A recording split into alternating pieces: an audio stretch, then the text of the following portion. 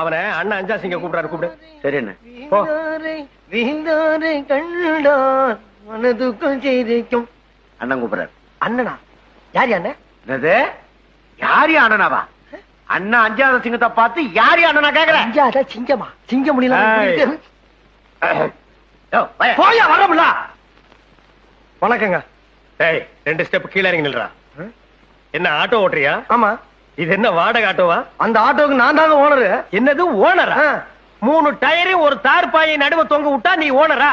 அப்ப டாடா பிர்லாவையில என்னடா சொல்றது? என்னங்க அநியாயமா இருக்கு? அவங்க உங்க பொருளுக்கு அவங்க உங்க ஓனருங்க. படுவா, நீ ரொம்ப தம் கட்டுற. அடக்குடா. இனிமே ஓனருங்கிற வார்த்தை உன் வாயிலிருந்து வரவே கூடாது.